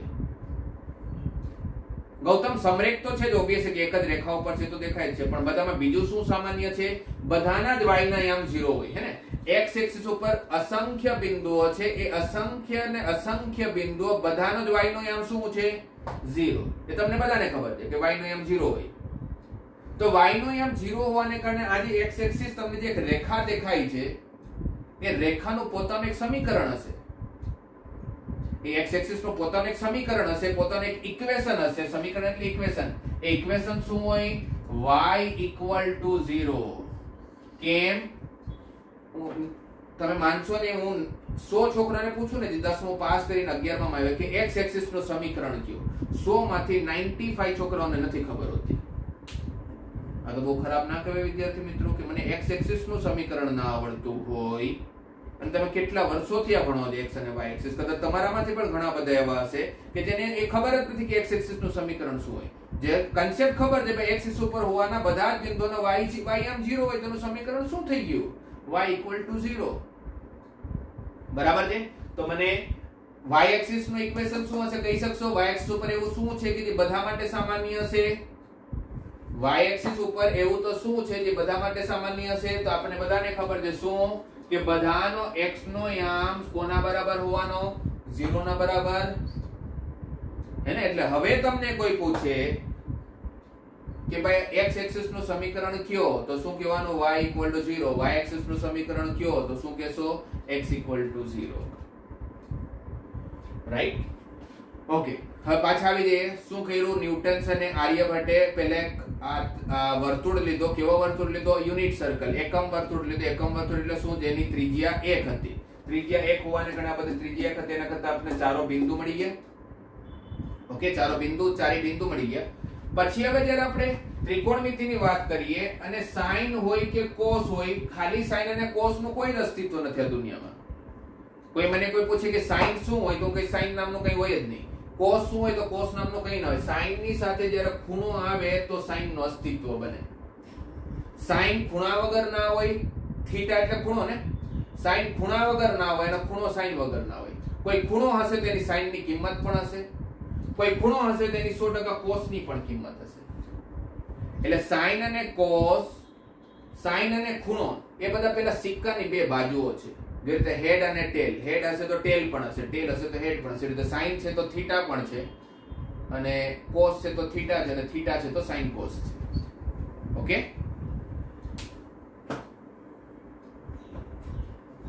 ધ્રુવ ખાલી શબ્દો છોકરા ઇંગ્લિશમાં સમજાવી શકીશ અત્યારે તો, રાઈટ? કારણ કે ઇંગ્લિશનો બેચ અલગ હોય છે એટલા માટે. છતાંય તું પછી મેં તને નંબર આપીશ તો વાત કરી લેજે મારી સાથે. તો હવે આ ત્રિકોણમિતિને આની અંદર આપણે ઇન્ટ્રોડ્યુસ કરીએ, આની અંદર ત્રિકોણમિતિની ઓળખાણ આપીએ. શું કર્યું હવે પછી આર્યભટ્ટે અને ન્યૂટન્સે કે ભાઈ ત્રિકોણમિતિ છે તો ખૂણા તો હોવા જ જોઈએ, તો ખૂણા કઈ રીતે લાવ્યા? આને છે ને આપણે એવું કરીએ કે આપણે આને આપણી ભાષામાં વાત કરીએ. સપોઝ માની લ્યો કે અહીંયા બેસેલા 35 છોકરાઓ અને હું, એટલે 36 છોકરાઓ. આપણે 36 એક રનિંગ રેસમાં પાર્ટિસિપેટ કર્યો. આપણે એક રનિંગ રેસમાં પાર્ટિસિપેટ કર્યો, રાઈટ? એ રનિંગ રેસમાં શું છે, ધ્રુવ હું તમને છેલ્લે આપીશ છોકરા, ક્લાસ પૂરો કરીને તમને નંબર પણ આપીશ. અત્યારે અહીંયા ધ્યાન આપો, તમે ખોટી જગ્યાએ મગજ નહીં લગાવો. અત્યારે તમારા બધાનું ધ્યાન ખાલી અહીંયા જોવું જોઈએ. ઓકે, તો આપણે માની લઈએ કે આપણે બધાએ એક રનિંગ રેસમાં, એક દોડવાની રેસમાં આપણે બધાએ પાર્ટિસિપેટ કર્યું. મોટા ભાગની રનિંગ રેસ કેવી હોય કે ભાઈ કોઈ જગ્યાથી ચાલુ થતી હોય, ક્યાંક પૂરી થતી હોય. આ જે રનિંગ રેસ છે એ A થી ચાલુ થઈ છે. અત્યારે આપણે બધા જ અહીંયા ઊભા છીએ. કઈ પોઝિશન પર ઊભા છીએ, કઈ જગ્યાએ ઊભા છીએ? આપણે બધા A ઉપર. ઓકે, હા, આમાં અને બીજી રેસમાં છે ને થોડોક ફરક છે. કારણ કે કોઈ પણ તમે સ્કૂલ લેવલ ઉપર ઘણી બધી રેસોમાં પાર્ટિસિપેટ કરો છો તો કેવું હોય કે ભાઈ જે પણ રેસ હોય ચાલુ થાય તો આપણે ખબર 100 મીટરની રેસ છે, 400 મીટરની રેસ છે, મેરેથોન છે તો 21 કિલોમીટરની રેસ છે. નક્કી તો હોય ને. આમાં એ નક્કી નથી. આમાં અને કોઈ પણ રેસમાં જે પહેલા પહોંચે જીતે, હે ને? ફર્સ્ટ સેકન્ડ થર્ડ આપણે કરી શકીએ. જે પહેલા પહોંચે પહેલો આવે, જે એના પછી આવે બીજો, એના પછી આવે ત્રીજો. આમાં કોણ પહેલા પહોંચે છે એનાથી મતલબ નથી. આમાં કોનાથી મતલબ છે કે કોણ વધારે ભાગશે. બધે ચાલુ કરવાનો એ થી, અને જે ટ્રેક છે જેની ઉપર આપણે ભાગવાનું છે. આજે બહુ બધા અલગ અલગ શેપના ટ્રેક હોય, કોઈ સીધો ટ્રેક હોય, કોઈ ઓવલ શેપનો ટ્રેક હોય. અત્યારે આપણે જેની ઉપર ભાગવાના છીએ એ રાઉન્ડ છે. એટલે આપણે આ જે છે ને એની ઉપર આપણે ભાગવાનું છે, અને જે વધારે ભાગશે એ રેસ જીતી જશે, એને ઇનામ મળશે. જે વધારે ભાગશે, રાઈટ? અને આ જે બિંદુઓ દેખાય છે ને તમને, બી, સી અને ડી, એ બધા હોલ્ડ પોઈન્ટ છે. હોલ્ડ પોઈન્ટ મતલબ કે તમે અત્યારે આપણે સુરતમાં પણ ઘણી બધી મેરેથોન રેસ થતી હોય છે. ઘણા સમય, હવે તો કોરોના કારણે ઘણા ટાઈમ નથી થતી, પણ વચ્ચે થતી હતી બહુ બધી. તેમાં શું કે વચ્ચે જે ખબર છે પેલા સ્ટોલ લગાવતા હતા, પાણીના સ્ટોલ, કોઈ ડ્રિંકના સ્ટોલ. તો આ બધા એ વસ્તુઓ છે કે જ્યાં પાણી અથવા તમને એનર્જી ડ્રિંક મળે છે. તમે ભાગતા ભાગતા જ્યારે થાકી જાવ તો અહીંયા તમે પાણી પીને પાછું ભાગવાનું ચાલુ કરી શકો. આ બી, સી અને ડી એવા બિંદુઓ છે. બધા ભાગવાનું ક્યાંથી ચાલુ કર્યું? આપણે બધા ક્યાંથી ભાગવાનું ચાલુ કર્યું? A થી. આપણે અત્યારે બધા ત્યાં ઊભા છીએ એથી. ઇન્સ્ટ્રક્ટર જે હોય છે એને રેડી સ્ટેડી ગો, ગોળી મારી, હે ને, એટલે હવામાં ગોળી ચલાવે એટલે બધા ભાગવાનું ચાલુ કર્યું. આપણે બધાએ ભાગવાનું ચાલુ કર્યું. ક્યાં ભાગી રહ્યા છીએ? આ આપણો રોડ છે. સૌથી પહેલા A થી ભાગતા આપણે ક્યાં સુધી આવ્યા? B સુધી. હે ને? A થી ક્યાં સુધી પહોંચ્યા આપણે? B સુધી. તો મને કોઈ કહી શકો કે આપણે આને ખૂણાની રીતે વિચારીએ તો A થી લઈને B સુધી પહોંચવામાં આપણે કેટલો ખૂણો ભાગ્યા હશે? અહીંયાથી અહીંયા સુધી આવ્યા તો કેટલો ખૂણો ભાગ્યા? તો દેખાતો હશે તમને 90 નો ખૂણો ભાગ્યા, હે ને? A થી ભાગવાનું ચાલુ કર્યું અને આપણે આવ્યા B સુધી, તો કેટલા ડિગ્રી ભાગ્યા છોકરાઓ? 90 ડિગ્રી. યસ. અને જ્યારે ચાલુ કર્યું ત્યારે કોઈ ખૂણો જ નહોતો, એટલે 0 ડિગ્રી થી ચાલુ કર્યું, અને આપણે જ્યારે B સુધી પહોંચ્યા તો કેટલા ડિગ્રી થયું? 90. B થી ભાગતા જ્યારે C સુધી આવ્યા, B થી ભાગતા જ્યારે C સુધી આવ્યા, તો બીજા કેટલા ભાગ્યા તમે? 90 ઓલરેડી ભાગી લીધું, તો હજી 90 ભાગ્યા. તો 90 પ્લસ 90 કેટલું થયું? 180. 180 થયું ને? બરાબર છે ને છોકરાઓ? A થી ભાગીને હું કહું કે ભાઈ હું C ઉપર ઉભો છું, મને કોઈ પૂછે તમે કેટલું ભાગ્યા, તો હું શું જવાબ આપીશ? 180 ડિગ્રી ભાગ્યો. 180 ખૂણો ભાગીને હું C સુધી પહોંચ્યો.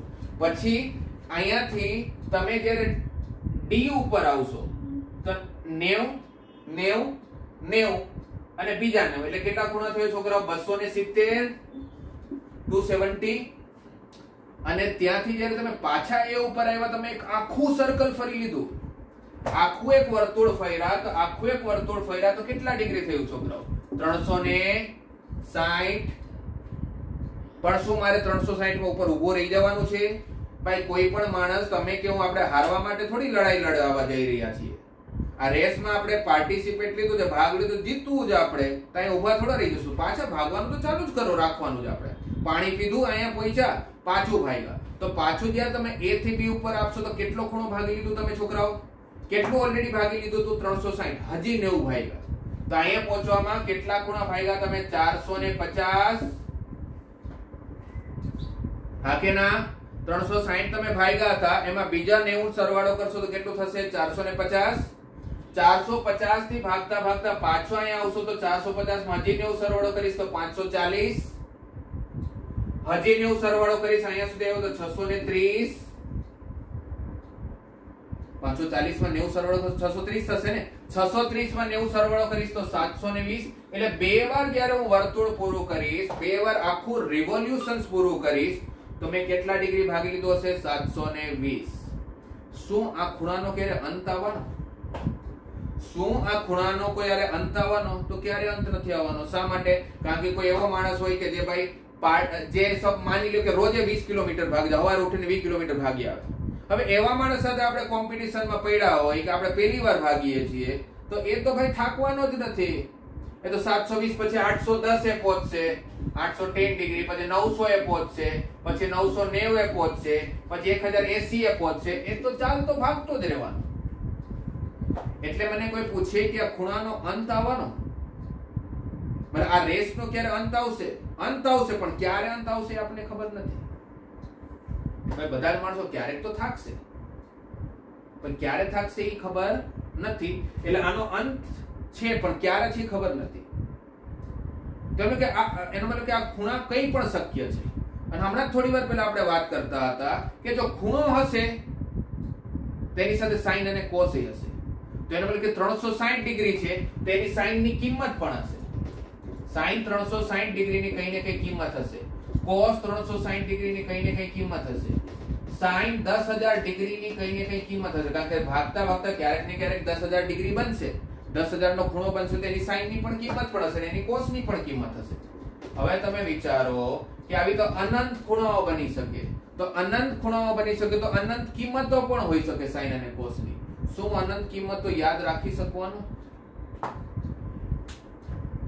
તમે પેલે ખાલી 4 કે 5 વસ્તુઓ યાદ રાખવામાં 0 ડિગ્રી 30 ડિગ્રી 45 60 અને એક ટેબલ તમે યાદ રાખ્યું તો એ યાદ રાખવામાં પણ તમે વિચારો તમે કેટલી મહેનત કરેલી હશે છતાં આજે ઘણા બધા ભૂલી ગયા હશો તમારામાં હું અચાનક તમને પૂછી લો કે sin 60 ડિગ્રીની કિંમત કેટલી તો તમને કદાચ યાદ ના પણ આવે એટલે મારું કહેવાનો મતલબ છે કે 4 કે 5 ખૂણા આપણાથી યાદ નથી રહેતા તો અસંખ્ય ખૂણાઓ છે તો અસંખ્ય ખૂણા તો આપણે યાદ રાખી જ નથી શકવાના હે ને એટલે કઈ ને કઈ લોજિક અપ્લાય કરવું પડશે કઈ ને કઈ કન્સેપ્ટ લગાવવો પડશે તો પાછું આપણે એ મેથેમેટિશિયન શું વિચારતા હતા ત્યાં આવીએ શું કર્યું અત્યાર સુધીમાં આપણે પાછા આખી સ્ટોરી સમજીએ તો એક એકમ વર્તુળ લેવામાં આવ્યું એ એકમ વર્તુળને x અને y એક્સિસ ઉપર પ્લોટ કરવામાં આવ્યો x અને y એક્સિસ ઉપર 4 બિંદુ ઉપર એને છેદ્યું બધા બિંદુના યામ તમે મને કીધા કે આ 1,0 આ 0,1 આ -1,0 અને 0,-1 આપણે બધા ક્યાંથી ભાગવાનું ચાલુ કર્યું a ઉપરથી a થી b ઉપર 90 ડિગ્રી અહીંયા 180 270 360 450 540 એ રીતે ચાલતું રહ્યું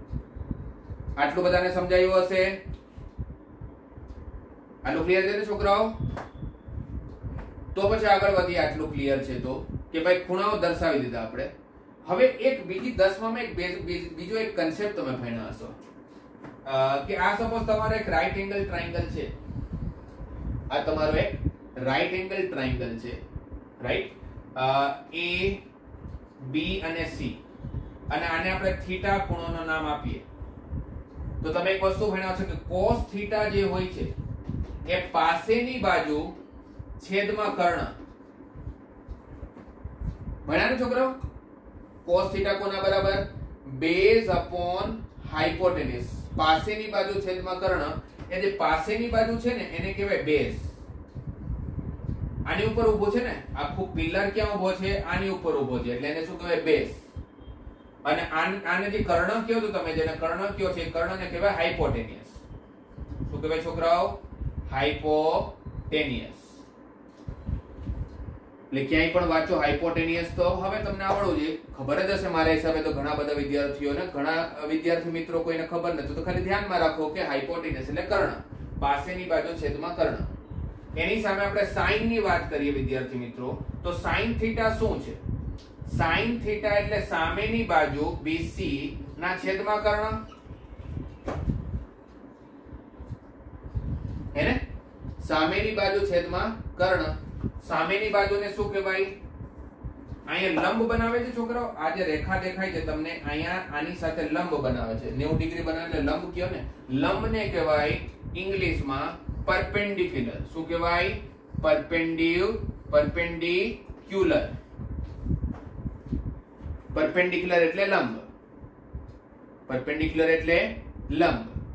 અને છેદમાં કર્ણ. કર્ણ એટલે તમને કીધું મેં હાઇપોટેનિયસ. કોસ એટલે પાસેની બાજુ છેદમાં કર્ણ, સાઇન એટલે સામેની બાજુ છેદમાં કર્ણ, અથવા કોસ એટલે બેઝ અપોન હાઇપોટેનિયસ અને સાઇન થીટા એટલે પરપેન્ડિક્યુલર અપોન હાઇપોટેનિયસ. આ બંને વસ્તુઓ તો તમને ખબર જ હશે, હે ને? આ બંને વસ્તુઓ તમને ઓલરેડી આઈડિયા છે આ બંને સૂત્ર વિશે. હવે હું તમને સૌથી ઇમ્પોર્ટન્ટ પાર્ટ કહેવા જઈ રહ્યો છું, એકદમ ધ્યાનથી સાંભળજો. કે અહીંયા જ્યારે સપોઝ આ x એક્સિસ અને y એક્સિસ છે, અહીંયા અલગથી હું તમને ડ્રો કરીને બતાવું છું. અહીંયા તમારી આ કેન્દ્ર છે, રાઈટ? અહીંયા એક બિંદુ છે P નામનો, એને અહીંયા ખૂણો બનાવ્યો થીટા. શું બનાવ્યું છોકરાઓ? ખૂણો બનાવ્યો થીટા. અહીંયાથી આપણે એક લંબ બનાવીએ. અહીંથી આપણે એક લંબ બનાવીએ. આ કેટલું છે? 1 એકમ વર્તુળ છે તો ત્રિજ્યા એક જ છે ને, રાઈટ? આને બિંદુને આપણે કેન્દ્રને C નામ આપીએ અને આને આપણે A નામ આપીએ. તો હમણાં જે સૂત્ર જોઈએ આપણે એ પ્રમાણે cos થીટા કોના બરાબર? cos થીટા છોકરાઓ કોના બરાબર? તો શું કહેશો? CA ના છેદમાં 1, હે ને? cos થીટા કોના બરાબર? પાસેની બાજુ છેદમાં કર્ણ. આ તો 1 છે, તો 1 હોવાને કારણે CA તમારું શું થઈ ગયું? cos theta. CA ક્યાં છે? x એક્સિસ ઉપર. CA કઈ જગ્યાએ છે? x એક્સિસ ઉપર. અને અહીંયા જ આપણે sin થીટા લઈએ તો શું કહેશો વિદ્યાર્થી મિત્રો? sin theta equal to PA, સામેની બાજુ છેદમાં કર્ણ, હાઇપોટેનિયસ જે કેટલું છે? 1. તો PA કોના બરાબર આવ્યું? sin થીટા કોના બરાબર આવ્યું? PA ના બરાબર, હે ને? cos theta equal to CA, sin theta equal to PA. CA કઈ જગ્યાએ છે? તમારું x એક્સિસ ઉપર છે. સમજવાની ટ્રાય કરજો. CA ક્યાં છે? x એક્સિસ ઉપર છે. અને PA ની આ જે લંબાઈ છે એને આપણે અહીંથી આપણે બનાવીએ તો PA ક્યાં છે? આ લંબાઈ કોના બરાબર? આના બરાબર. એટલે PA ની લંબાઈ y એક્સિસ પરના બરાબર છે અને CA ની લંબાઈ x એક્સિસ પરના છે. ઓકે, ધ્યાનમાં રાખજો. CA તમારું cos થીટા છે જે x એક્સિસ પર છે, PA તમારું sin થીટા છે જે y એક્સિસ ઉપર છે. હવે તમે કદાચ આવું ક્યારેય નહીં વિચાર્યું હોય કે સેમ ખૂણામાં સપોઝ 30 ડિગ્રી લઉં તો sin 30 ની કિંમત 1 ના છેદમાં 2 છે, પણ cos 30 ની કિંમત √3 ના છેદમાં 2 છે. ખૂણો સરખા હોવા છતાં પણ બંનેની કિંમત અલગ અલગ છે. ખૂણો સરખો, કિંમત અલગ અલગ. આવું કેમ? તો મેં જ્યારે સૂત્રને જોયું ને તો મને એક વસ્તુ સમજાઈ કે ભાઈ cos અને sin સેમ ખૂણા પર પણ અલગ અલગ કિંમત એટલા માટે આપે છે કારણ કે એનો અંશ જે છે આ બેઝ અને પરપેન્ડિક્યુલર એ બંનેમાં અલગ અલગ છે. છેદ તો બંનેનો સરખો છે. એટલે તમારી અલગ અલગ જે કિંમત છે આની ઉપર આધારિત નથી, કાકા તો બંનેમાં સરખું છે. એટલે cos અને sin બંનેની કિંમત અલગ અલગ એટલા માટે છે કારણ કે એનો અંશ અલગ અલગ છે. શું અલગ અલગ છે વિદ્યાર્થી મિત્રો? એનો અંશ અલગ અલગ છે. એટલે એવું કહી શકું કે cos થીટા જે છે એ કોની ઉપર આધારિત છે? બેઝ ઉપર, પાસેની બાજુ ઉપર. અને sin થીટા કોની ઉપર આધારિત છે? લંબ ઉપર, પરપેન્ડિક્યુલર ઉપર અથવા સામેની બાજુ ઉપર. cos કોની ઉપર આધારિત? બેઝ ઉપર. sin કોની ઉપર આધારિત? પરપેન્ડિક્યુલર ઉપર, લંબ ઉપર. ઓકે, પાછો ત્રિકોણમિતિમાં આવી જાઓ.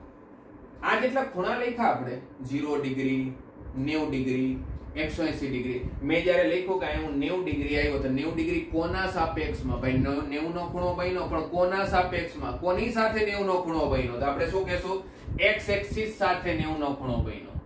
અહીંયા 180 ખૂણો બન્યો. કોની સાથે 180 ખૂણો બન્યો? તો આ x એક્સિસ સાથે બન્યો 90 + 90 180.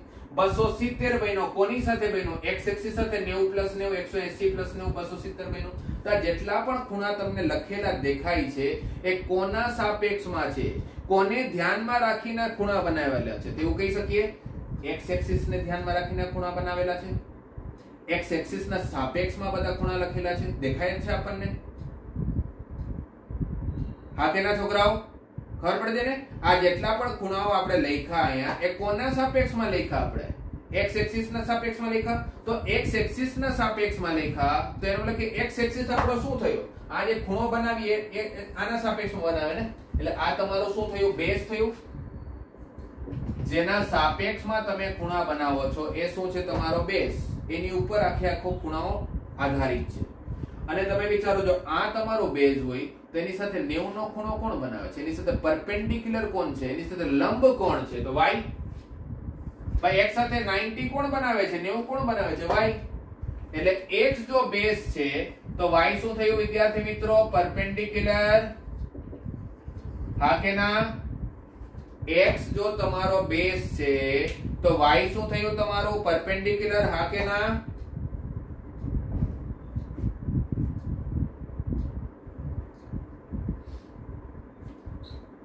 બરાબર છે ને? ખબર પડી ને? Yes, very good. બધાનો જવાબ આવે છે. હા છોકરા, જવાબ આપતા રહ્યો તો મને ખબર પડે કે હા સમજાઈ રહ્યું છે તમને. નહીતર હું બોલતો રહીશ, ખબર પડ્યું કલાક બોલ્યો ને પછી પૂછ્યું કઈ તો સાહેબ ખબર જ નહીં પડે. હે ને? દેખાય છે તમને સામે કે જ્યાં જે પણ આપણે અહીં કહ્યું કે ભાઈ cos કોની, હવે અહીંયા આપણે જોયું કે આ બેઝ આપણે x એક્સિસ છે, કારણ કે જેટલા પણ ખૂણા બનાવ્યા, જેટલા પણ ખૂણા લખ્યા આપણે એ x એક્સિસ ના સાપેક્ષમાં લખેલું. x એક્સિસ આપણો બેઝ છે તો એની સાથે 90 ખૂણે બનાવ્યો. લંબ કોને બનાવ્યો? y એ બનાવ્યો. હે ને? હવે એક વસ્તુ જુઓ તમે. અહીં આપણે વાત કરતા હતા કે સેમ ખૂણા ઉપર પણ cos અને sin અલગ અલગ જવાબો આપે છે. એ અલગ અલગ જવાબો શા માટે આપે છે? એની પાછળનું કારણ શું છે? તે અલગ અલગ જવાબો એટલા માટે આપે છે કારણ કે એનો અંશ અલગ અલગ છે. શું અલગ અલગ છે? અંશ અલગ અલગ છે, કારણ કે છેદ તો બંનેનો જ સરખો છે. એટલે cos કોની ઉપર આધારિત છે? બેઝ ઉપર. અથવા ઉલટું પણ બોલી શકો, cos બેઝ ઉપર આધારિત છે અથવા બેઝ મને કોની કિંમત આપે? cos ની કિંમત આપે. sin કોની ઉપર આધારિત છે? પરપેન્ડિક્યુલર ઉપર, લંબ ઉપર. લંબ કોની કિંમત આપે? sin ની. હે ને? અને આપણી પાસે આપણે ખબર છે બે જ યામ હોય. એક x નો યામ હોય, એક y નો યામ હોય. એક x નો યામ હોય અને એક y નો યામ હોય. x નો યામ એટલે બેઝ, y નો યામ, y એટલે પરપેન્ડિક્યુલર,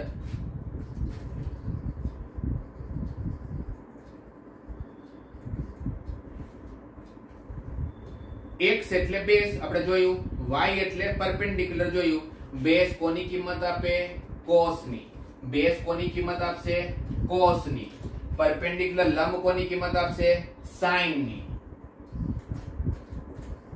x તમારો બેઝ, બેઝ એટલે cos, y પરપેન્ડિક્યુલર, પરપેન્ડિક્યુલર એટલે sin. તો આને ડાયરેક્ટલી આપણે રિલેટ કરીએ તો આપને શું ખબર પડી કે કોઈ પણ બિંદુમાં બે યામ હોવાના x અને y, તો જ્યારે ત્રિકોણમિતિની વાત કરશું ને કોઈ પણ બિંદુની વાત કરશું, કોઈ પણ બિંદુ, એ બધા જ બિંદુનો x નો યામ તમને cos ની કિંમત આપશે અને y નો યામ તમને sin ની કિંમત આપશે.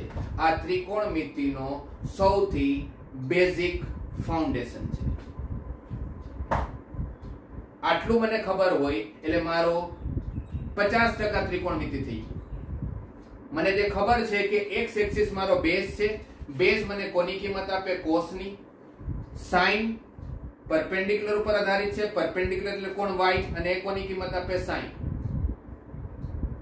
આ બધી વસ્તુ તમને ખબર છે, સૂત્રો તો પહેલેથી ભણતા આવો છો, પણ તમને એનો ઉપયોગ, એનું એપ્લિકેશન જેને કહીએ એ આપણને ખબર નથી. બસ એ જ મારું કામ છે, બાકી તમને આવડતું બધું જ છે. બસ એનો ઉપયોગ કઈ રીતે કરશો હું તમને શીખવાડવા માંગુ છું. આટલું બધાનું ક્લિયર થયું? કોઈ પણ બિંદુનો x નો યામ હંમેશા cos આપે અને y નો યામ હંમેશા sin જ આપે. કોઈ પણ બિંદુનો x નો યામ હંમેશા cos આપે અને y નો યામ હંમેશા sin આપે. આ જે વર્તુળ દેખાય છે, મને કોઈ માણસ આવીને એવો સવાલ પૂછે કે સર આ x એક્સિસ ઉપર કેટલા બિંદુઓ છે? તો કહીશ અસંખ્ય. અસંખ્ય બિંદુઓ છે, પણ એ અસંખ્ય બિંદુઓમાં એક વસ્તુ બધા માટે સામાન્ય છે. એ શું છે? કે બધાનો જ x નો યામ cos હોવાનો અને બધાનો જ y નો યામ sin હોવાનો. બધાનો જ x નો યામ cos હશે અને બધાનો જ y નો યામ sin હશે. મારો કહેવાનો મતલબ તમે સમજ્યા? હું એવું કહેવા માંગુ છું કે આ સપોઝ તમે માનો કે આપણે અહીંયા સપોઝ 50 માણસોએ આ રેસમાં પાર્ટિસિપેટ કર્યું. તો કઈ રેસમાં? જે રેસને આપણે પહેલાથી વાત કરી લીધી. ક્યાંથી ચાલુ કર્યું? બધા A થી. સપોઝ એક માણસ A થી ભાગતા ભાગતા અહીંયા પહોંચ્યો P બિંદુ પર, પછી થાકી ગયો, ભાઈ હવે આપણાથી નહીં ભગાય, અને અહીંયા સુધી ભાગવામાં એને સપોઝ થીટા ખૂણો, અને ખૂણાની રીતે જોઈએ તો સપોઝ થીટા ભાગ્યો છે. અહીંયાથી અહીંયા પહોંચવામાં એને કેટલું ભાગ્યો? થીટા. તો આ જે P નો યામ હશે એ શું બનશે છોકરાઓ? આ P નો યામ શું બનશે? ખબર પડી? cos theta, sin theta. એનો x નો યામ શું હશે? cos. y નો યામ શું હશે? sin. એક બીજો એની સાથે Q નામનો માણસ ભાગી રહ્યો છે. Q થોડો વધારે ભાગી શક્યો, અહીંયા સુધી પહોંચ્યો. એની સ્ટેમિના P કરતા થોડી વધારે હતી. અહીંયા સુધી ભાગવામાં એને સપોઝ θ1 ખૂણા ભાગ્યો. કેટલો ભાગ્યો? θ1 નામ આપીએ કે ભાઈ અહીંયા સુધી ભાગવામાં θ1 ખૂણો ભાગ્યો. તો Q નો યામ શું હશે? cos θ1, sin θ1. એની સાથે કોઈ R નામનો માણસ હતો. R ભાગતા ભાગતા અહીંયા સુધી આવી ગયો. ભાઈ એની સ્ટેમિના ઘણી સારી હતી, તો એ અહીંયા સુધી આવ્યો. તો અહીંયાથી લઈને અહીંયાના ખૂણાને સપોઝ હું θ2 નામ આપું, તો R નો યામ શું થશે? cos θ2, sin θ2. હે ને? હવે એની સાથે કોઈ S નામનો માણસ છે. હવે તમે જવાબ આપજો મને. અહીંયા S નામનો માણસ છે, એ અહીંયા સુધી ભાગીને આવ્યો. અહીંયાથી ભાગવાનું એને ચાલુ કર્યું, અહીંયા સુધી ભાગ્યો, અને અહીંયા સુધી ભાગવામાં એને એક ખૂણો જે ભાગ્યો એ θ3 નામનો ખૂણો હતો. કયો ખૂણો હતો? θ3 નામનો ખૂણો હતો. અથવા આપણે એને થીટા ની જગ્યાએ હું એને નામ આપી દઉં કંઈ પણ, આલ્ફા નામ આપી દે. નામ તો કંઈ પણ આવી શકે, રાઈટ? તો મને કહી શકો કે આ S નો યામ શું હશે?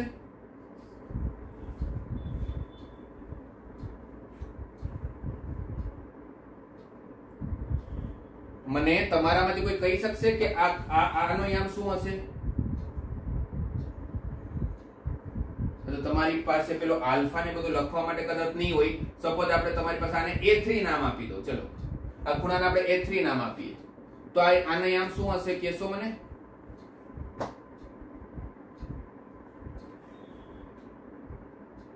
Yes, very good Harshad,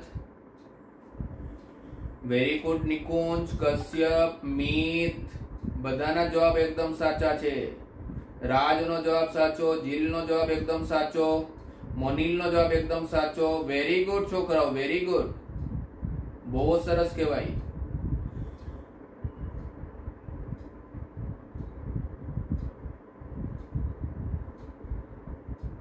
yes, almost બધા સમજી ગયા કે ભાઈ આનો યામ હશે cos A3, sin A3. તો શું ખબર પડી વિદ્યાર્થી મિત્રો?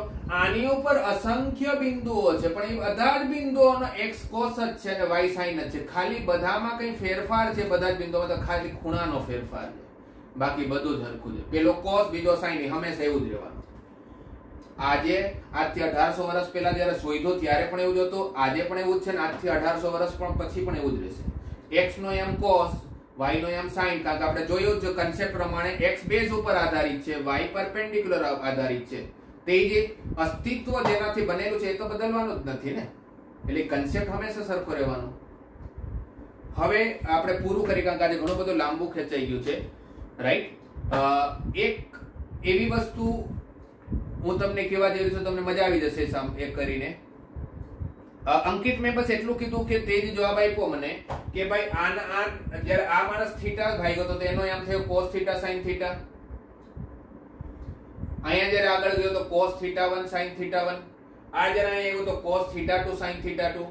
અહીંયા આવ્યો તો તમે જવાબ આપ્યો cos a3 sin a3. તો અંકિત આપને શું ખબર પડી કે આ વર્તુળ ઉપર અસંખ્ય બિંદુઓ, પણ એ અસંખ્ય ને અસંખ્ય બધા જ બિંદુઓને બે વસ્તુ કોમન. શું કે x નો m હંમેશા cos, y નો m હંમેશા sin. એવું કેમ? કારણ કે cos બેઝ ઉપર આધારિત છે, sin પરપેન્ડિક્યુલર ઉપર આધારિત છે, જે આપણો y છે. એટલે x નો m હંમેશા cos રહેવાનો, y નો m હંમેશા sin રહેવાનો. ખાલી બદલાય શું બધા બિંદુઓમાં? એક જ વસ્તુ બદલાય, એ છે એનો ખૂણો. કે તમારી જગ્યા કઈ છે ભાઈ, તમે ક્યાં ઊભા છો? તમે p ઉપર ઊભા છો તો તમારો ખૂણો કંઈક અલગ હશે. q ઉપર ઊભા છો તો તમારી જગ્યા કંઈક અલગ હશે. તમારું ઘર r ઉપર છે તો તમારો ખૂણો કંઈક અલગ હશે. તો માણસ જ્યાં ઊભો છે એ પ્રમાણેનો ખૂણો બદલાશે, બાકી રહેવાનું x cos જ છે અને y sin જ છે. હવે સમજાયું અંકિત શું બોલ્યો?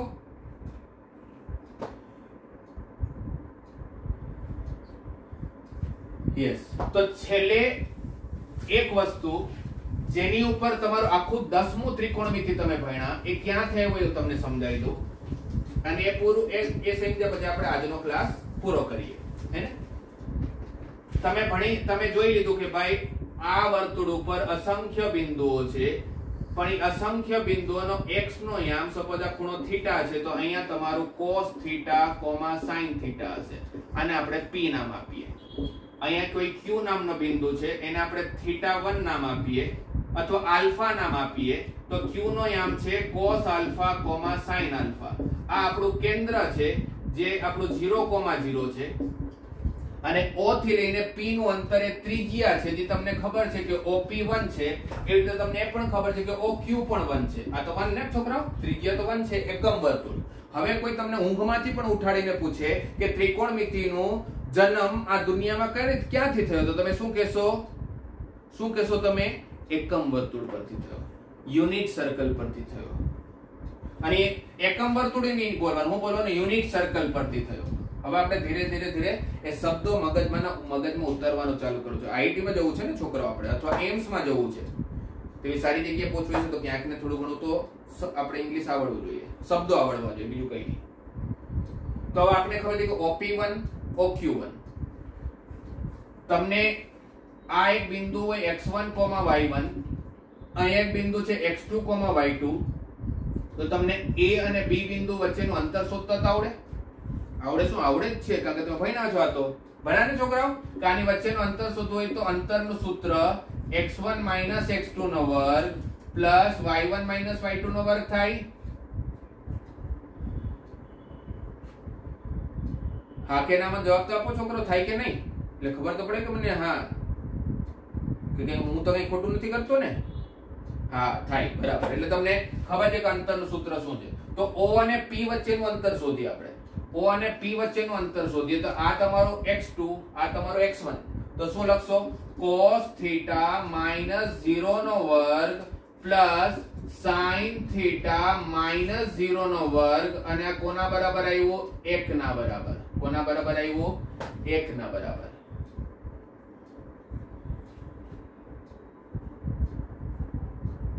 હે ને? OP એટલે આ સૂત્ર પ્રમાણે cos થીટા -0 નો વર્ગ પ્લસ sin થીટા -0 નો વર્ગ. OQ ની વાત કરીએ તો આ x2 y2 અને x1 y1, એમાં આપણે એક સેમ સૂત્ર લગાવીએ તો શું લખશું આપણે? cos આલ્ફા -0 નો વર્ગ પ્લસ sin આલ્ફા -0 નો વર્ગ, અને કોના બરાબર છે? 1 ના બરાબર.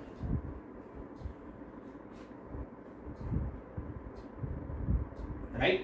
અને હવે મારે આ વર્ગમૂળ જે દેખાય છે જેને આપણે સ્ક્વેર રૂટ કહીએ, અને ગુજરાત ઇંગ્લિશમાં શું કહેવાય સ્ક્વેર રૂટ, અને ગુજરાતીમાં તમે એને વર્ગમૂળ કહો. આ વર્ગમૂળ હટાવવું હોય તો શું કરવું પડે? બંને બાજુ વર્ગ કરવો પડે, હે ને? બંને બાજુ જ્યારે વર્ગ કરશો તો શું થશે? cos થીટા નો વર્ગ પ્લસ sin થીટા નો વર્ગ ઇક્વલ ટુ 1 નો વર્ગ. બંને બાજુ વર્ગ કર્યો, આ બાજુ વર્ગ કરશો તો રૂટ હટી જશે, વર્ગમૂળ હટી જશે ને. આ બાજુ વર્ગ કરીશ તો વર્ગમૂળ હટી જશે, તો શું બાકી રહેશે? cos આલ્ફા નો વર્ગ પ્લસ sin આલ્ફા નો વર્ગ ઇક્વલ ટુ 1 નો વર્ગ. તો તમને ખબર પડે જે સૂત્ર તમે આજ સુધી યાદ કરતા હતા, cos થીટા નો સ્ક્વેર એટલે cos સ્ક્વેર થીટા જ થયું ને. cos થીટા નો વર્ગ અને cos સ્ક્વેર થીટા એક જ હોય ને. અચ્છા, ઘણા બધા છોકરા એવું કરે, વર્ગ આ બંનેમાં લગાવે, cos માં પણ લગાવે ને થીટા માં પણ લગાવે. બે એવું નહીં થાય ને, એવું નહીં થાય ને, રાઈટ. એવું ક્યારે તમે કહેશો પણ સાહેબ ab નો વર્ગ કરીએ આપણે તો આવું જ થાય ને, a નો વર્ગ ને b નો વર્ગ. એકદમ બરાબર. ab નો વર્ગ કરો તો a નો વર્ગ ને b નો વર્ગ થાય. એટલા માટે કારણ કે a અને b અલગ અલગ છે, a અને b અલગ અલગ વસ્તુઓ છે, એટલે ab નો વર્ગ તમારો a નો વર્ગ ને b નો વર્ગ થાય. પણ અહીંયા તો cos અને થીટા એક જ વસ્તુ છે ને, એવું થોડું cos અલગ ને થીટા અલગ. એટલે cos થીટા નો વર્ગ એટલે શું થયું? cos square theta plus sin square theta equal to 1 નો વર્ગ 1. જે તમે આજ સુધી ઉપયોગ કરતા આવ્યા છો. અહીંયા પણ તમે વર્ગ કરશો તો cos square alpha plus sin square alpha equal to 1 નો વર્ગ એટલે 1. તમે ભણી ચૂક્યા છો 10માં કે cos નો વર્ગ પ્લસ sin નો વર્ગ કોઈ સરખા ખૂણા માટે હંમેશા 1 ના બરાબર જ હોય. એ 1 ના બરાબર શા માટે હોય? હવે સમજાયું તમને? શું કારણ છે? કારણ કે આખે આખું ત્રિકોણમિતિ ક્યાંથી બનેલું છે? એકમ વર્તુળ પરથી બનેલું છે. કોઈ મને પૂછ્યું છે, નીલ પૂછે છે સર આ એક કઈ રીતે આવ્યો? નીલ, કારણ કે આપણે હમણાં શું ભણ્યા, ક્યારથી શું ભણી રહ્યા છીએ કે ભાઈ આખે આખું ત્રિકોણમિતિ ક્યાંથી બનેલું છે? એકમ વર્તુળ પરથી. એકમ વર્તુળ એટલે શું? કે જેની ત્રિજ્યા 1 હોય. આ અહીંયાથી લઈને અહીંયા એટલે ત્રિજ્યા ને, જે આપને ખબર છે 1 ના બરાબર છે, એટલે OP નું અંતર 1 ના બરાબર છે. સમજો છોકરા? નીલ સમજો તું?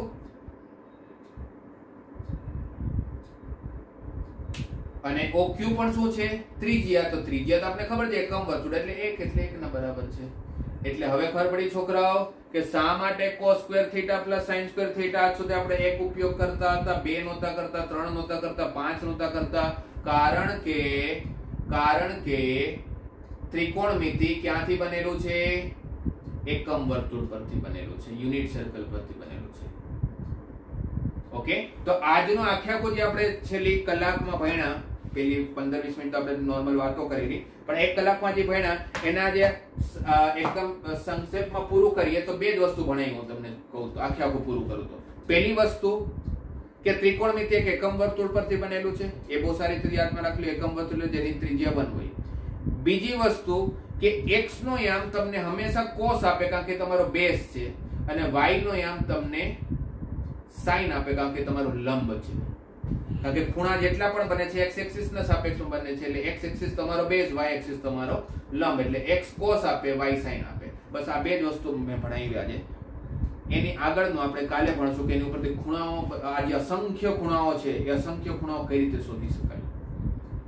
બધાને ખબર પડી? અને તમારામાંથી આ મારો નંબર છે વિદ્યાર્થી મિત્રો, ઘણા બધા નંબર માંગે છે, તો આ નંબર છે મારો, તમે નોટ ડાઉન કરી લ્યો. એવું કંઈ પણ તમને લાગે, કંઈ પણ ડાઉટ હોય તમારા માઇન્ડમાં તો તમે મને પૂછી શકો છો. આઈ હોપ કે તમને બધાને છોકરાઓ કંઈક મજા આવી હશે. મજા નહીં, મજા છોડો, મજા ભણવામાં કોને મજા આવે? મને કોઈ પૂછે સાહેબ ભણવામાં મજા આવે? ભણવામાં મજા ના આવે, પણ ભણવું એ આપણી આજે આવશ્યકતા છે. કઈ નવું શીખીને જાવ છો એ મારા માટે વધારે જરૂરી છે.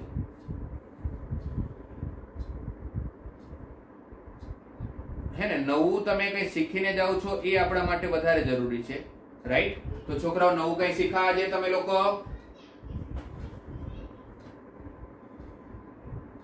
કાલનો ટાઈમ શું હશે એવું પૂછો તો કાલનો સરખો ટાઈમ છોકરો, કાલે પાછું 6 વાગ્યાથી ક્લાસ હશે. કાલે પાછું 6 વાગ્યાથી ક્લાસ હશે,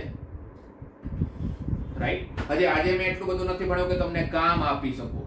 કાલે ભણાવ્યા પછી હું તમને કામ પણ આપીશ ઘરે કરવા માટે. ધ્રુવ, મને તું છોકરા એકવાર ફોન કરી લેજે આ નંબર ઉપર. ઓકે ભાઈ, તને આખી ડિટેલ આપી દો. આવજો છોકરાઓ, ધ્યાન રાખજો પોતાનું.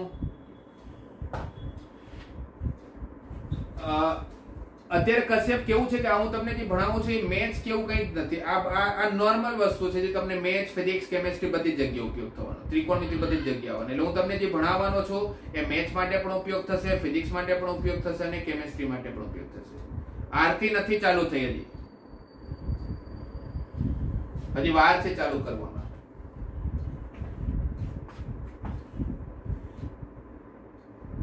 ઓકે, એટલે 2-3 દિવસમાં કશ્યપ તમે જ્યારે થોડું આ બધું શીખી જશો ને પછી આપણે ફિઝિક્સ ના પણ ફાઉન્ડેશનના ક્લાસ રાખીશું, ફિઝિક્સ અને કેમેસ્ટ્રી બંનેના પણ. આવજો છોકરાઓ, કાલે પાછા આપણે 6 વાગે મળશું. એકદમ ફ્રેશ માઇન્ડ સાથે પાછા મળીએ. ઓકે.